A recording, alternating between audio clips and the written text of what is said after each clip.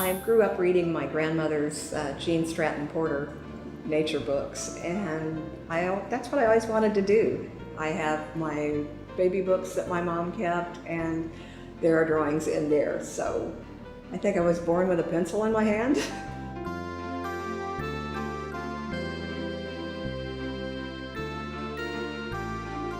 My mother was very encouraging, and my dad he liked to draw cartoons, so they were both very supportive when I was a kid.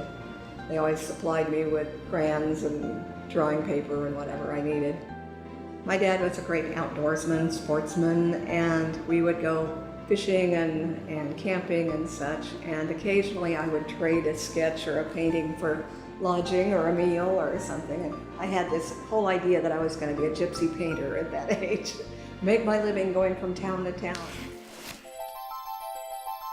I moved here in the 70s and was back to the lander, and that's when I really got into freelance and trying to make a living from my art and my writing. I got started painting local businesses, local scenes, the buildings, and little bits of this and that, and I had some art shows here, and that was lovely. The people were very supportive and very interested, and the community is supportive of the arts.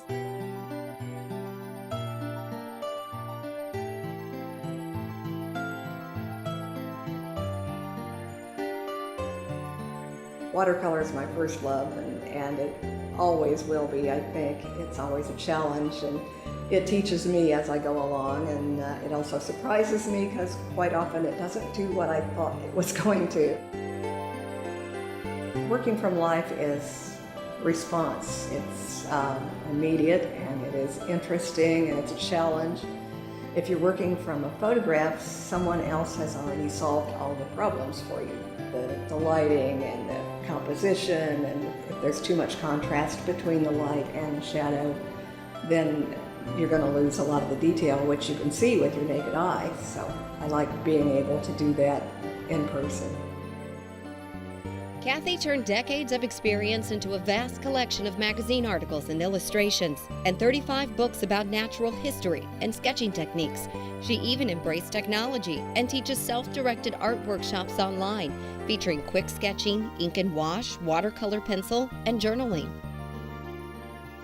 I have been keeping a personal journal, an art journal, since, I guess the 70s again, and I have found it to be a very healing endeavor, and it just helps you to deal with the stress and real life, and that's been a good thing to share too. My next to the last book was it's called the Artist Journal Workshop, and it helps people.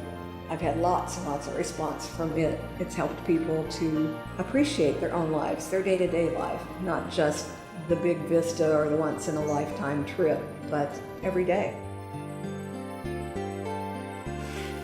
I think it's very important to share our art and how we work, and how important it is to us, and how important it is to us as human beings. You know, if we aren't creative, we aren't fulfilling our destiny, as it were.